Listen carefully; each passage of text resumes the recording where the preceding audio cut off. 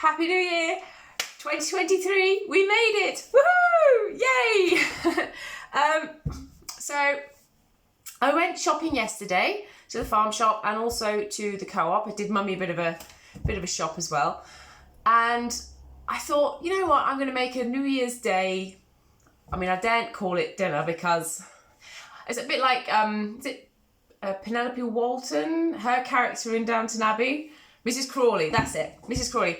She says to the doctor, oh, I daren't call it dinner because I don't know what I'll rustle up, but, you know, please come for supper. So, yeah. I thought I'd invite mummy and maybe my neighbour, my friends, you know, that sort of thing. So I've basically got everything out that I have. I'm doing okay with the pennies, but we'll get onto that in a moment. But for now, I'll just show you what I've got. So I'm now on week 4 of my, what you would call my ration. And I just wanted to show you what I've accumulated. When you're living on £10 a week, and you know, that's the beauty of basing it on wartime ration, is that you split it all over, you get good quality stuff. That's how I can afford to go to the farm shop, living on £10 a week. And also then, I'd say the ration stuff comes to maybe about £8. And that's kind of consumable stuff. You're going to use that within the week. But that leaves you £2 to play with. So on a weekly basis, you can pick 1 or 2 items up from the shop, which will go into your cupboard. And that, you know, they're going to last you a little bit. So I've got a few things that are still here. A combination of what I've bought this week and what I already had. So the newbies for week 4 are suet. Never ever bought this, ever. I don't remember seeing mummy or granny cook with it either. You know what, I'm a sucker for packaging. I like Lafayette from True Blood. I'm a sucker for packaging, you know. So yeah, I had to buy it. You know, I was buying the Bird's custard as well. This was a chap called Mr. Bird back in 1800 and something. And his wife had a really poorly tummy. He was a chemist. So he created this concoction of, is it baking powder or bicarb? And he created Bird's custard because it was what she could tolerate. So that's how we've got Bird's custard. And it's just been a classic ever since. Add a bit of milk, bit of sugar, job done. Yeah, so I've still got plenty of my Hendermans left. And my golden syrup I haven't touched yet. So I've got half a pack of my porridge oats. I've got just enough flour, I think, to get me through, but we'll see. I've got this because I didn't use it for Christmas, so it's going to become my New Year's sort of fancy stuffing. Roast chestnut, cranberry and apple. Plenty of cocoa powder left, so I've got plenty of cocoa because, again, when you've only got the tiniest spot of spare milk, you can't have too much. These are the rations that I've got left. So I've still got this amount of cheese, this amount of butter, and then a bit of lard. The marge I've used up for this week. So for week 5's ration, I've still got that in the fridge. That's all, you know, packaged in its own little separate thing. So yes, that's what I've accumulated by not using. This is this week's meat. I ran out of sausage. Well, I haven't actually run out of sausages. I've still got 2 left from week 3 in the freezer. But I thought, yeah. So I thought I found this on offer. It was reduced at 98p. So I was like, yeah. So I got 3 of these. 2 more are in the freezer for future ration weeks. But all of this will be pretty much, it's just over £0.5 in weight of mince. So that's about the right equivalent. I bought some cream because I knew I was going to be making at least the mock mince pie, but I'm also thinking I'll make an apple tart as well. I think because I'm cooking for people instead of just for myself, I'm just going to do tried and tested recipes, ones that I know won't, you know, kill people, you know, they're edible. Yes. So it's going to be a mock mince pie and apple treacle tart for the options for pudding with cream. And then for the starter, I'm going to do, I went out into the garden the other day, I think I mentioned. And so these are just a small portion of my Jerusalem artichokes. So I made a soup last year, Jerusalem artichoke soup, and I wasn't sure what it was going to be. I've never really had them. I had them roasted, and I think that's about it. And, you know, I didn't know what it was going to be like, because it was pretty much just Jerusalem artichokes with a bit of cream, a bit of stock, and an onion. But actually it turned out really nice. I was really incredibly surprised. They've got a lovely flavour in a soup. So, yes. So also I bought some veggies this week from the farm shop. So I've got a mixture. This is the veg I'm working with alongside my stalk of Brussels sprouts, homegrown garlic. These are some purple potatoes that are homegrown. This is still what I've got left of my sack. Got 1.5 squash left, and then a scattering of bought and grown bits. There's still some carrots out there, but they're not nearly as big. Those I've bought, they're the last from M&S, from another shop. But yeah, I've still got carrots and things out there that I might use instead, but we'll give it a go. See how we get on. So yeah, I thought I'd show you. So basically, like when you are living on your £10 and you know, you are able to accumulate stuff for the cupboard. That's what I've got left in my cupboard. So as you can see, not a lot. I've got my sugar, I've got my Horlicks, a couple of tins of tomato, a little bit of icing sugar, coconut. I mean, that's literally my cupboard. So all of this stuff that I'm buying, I genuinely am living off of it. And then this might be a horror story for you to see in here, but yeah. So then I have all my spices and these are all my flavourings, because when you're living mostly on, oh god, that was a bit close, wasn't it? When you're living mostly on veggie made kind of stuff, especially that involves a lot of potatoes, you need a bit of flavouring. To the modern day palate, you need the flavouring.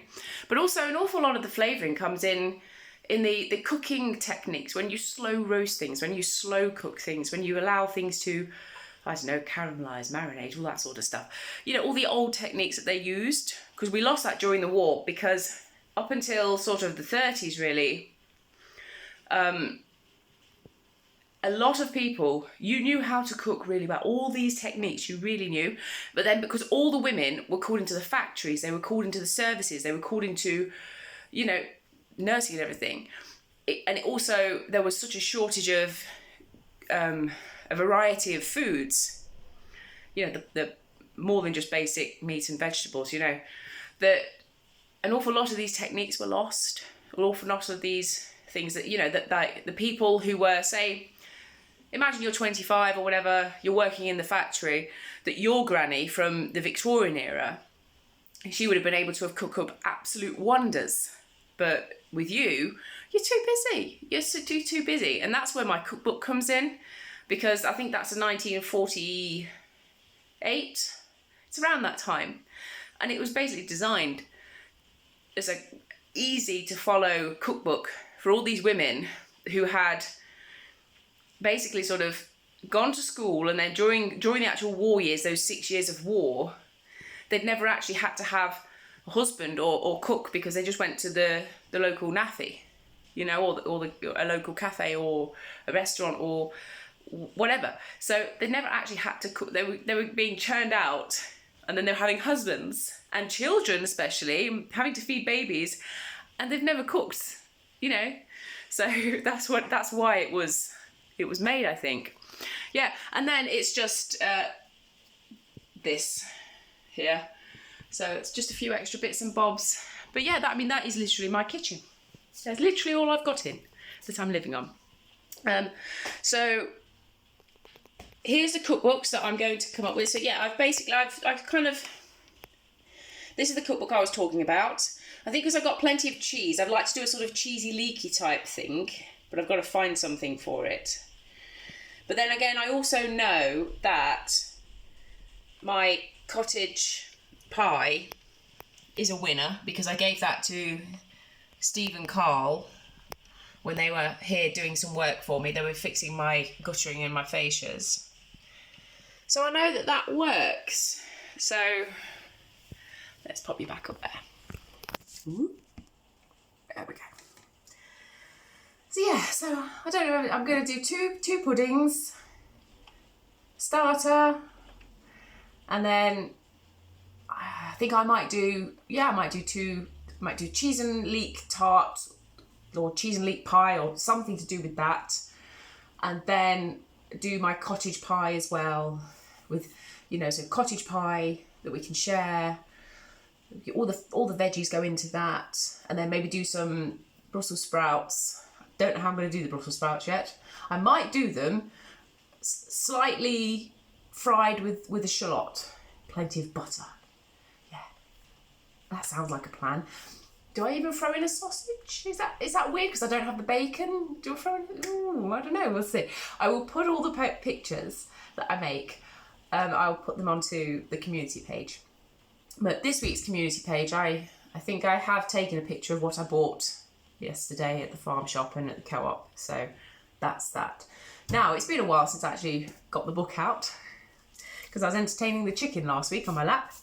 But last week, because it was Christmas, I went round to my friends. It was amazing. Woo, I hope you've all had a lovely Christmas. I did. I took the bubbles. I took a bowl of bubbles that I had around the house, and she put on the food. So that was all really nice. And she just works. Honestly, she'd already done 4 Christmas dinners for 4 households around the area because we were supposed to all descend onto her house that day. But alas, not to be. They were cough, they were COVID, that sort of thing. So, yeah. So what she did was she cooked 4 Christmas dinners for each household and sent off the hubby to go and deliver it. So we were the 5th of the day to sit down. So, she was like, you don't mind it being a little bit late? I'm like, honey, no, you're all good. You're all good. But yes, that was really nice. But so I spent Christmas Day there. I ended it with, we watched a lot of the old Christmas specials from the 70s TV shows. And then we finished it, I think it was 82 or something like that, 1982, Chaz and Dave's Christmas special. And there was one lady in a white jumper, and she was going for it. Oh yeah, she was loving it. So she was definitely on the special brew. But yes, so that's that. So I didn't really, and then she sent home with some goodies. So I didn't really have to buy too much last week. I spent 82 pence on a reduced 2-pint bottle of milk. And that was it. That's all. I didn't buy anything because I didn't need to, because I still got, plenty in.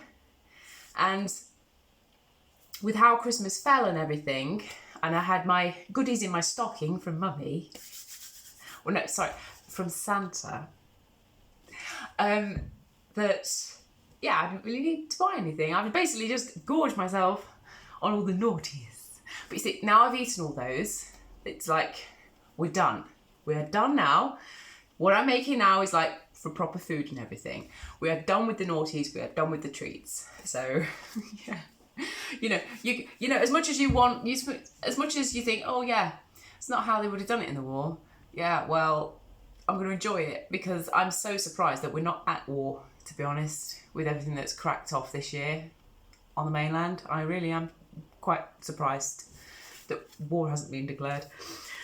But there we go. So, going on to the pennies, after everything that you've seen, what I've bought, and then I bought the milk on week 3.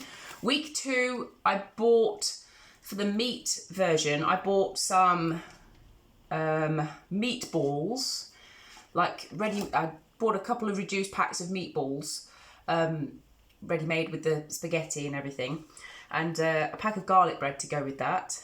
And then it was, yeah, the Christmas, the stuffing and the mince pies and the turkey crisps. It didn't taste like turkey, they tasted like stuffing, you know, but I guess because they're vegan. So yeah, but this week that's where I'm at, if you can see. So I have now got left for week 5, £7.11. But you have to remember that quite a few of the ration bits are already paid for. So really, you can live well on £10 a week, good quality food. You don't have to live on the basics, as long as you're rationing yourself. One problem I have found with having tea bags instead of loose leaf is that I got them out last night, and to last me the rest, I only get like 1 tea bag a day, maybe 2 tea bags to 1 tea bags, you know, and you think that's just not enough. That's just not enough. So I think what has saved me with the tea a little bit is that I spend most of my Wednesdays, all of my Wednesday really, out at the community centre, where they have free tea, they have bickies, and then in the evening they do a sort of like, it's like a craft, I mean, I hate to use the word heat bank, but you know, it's a crafting evening for those that want company. If like me, you just be sat on your own in the house, I'd rather go out and have a laugh. We made it was such a giggle, the last one before Christmas. There was quite a few of us there, and it was really good fun. And everyone's there with good sense of humour. And that, you know, why would you want to miss that instead of just sitting all on your own all day? So yeah, so I go there. So that being out definitely saves the tea there. But I'm not even coming in on a minute. I don't think I'm going to make it. So I may have to cheat a little and open up the loose leaf, because I can't go without tea. But yes, so that's where I'm at. Happy New Year to you all. And yeah, I hope that helps or shows and inspires you how to stretch out your pennies and live a little. Carry that wartime spirit. Happy New Year, everyone, and I'll see you soon. Bye.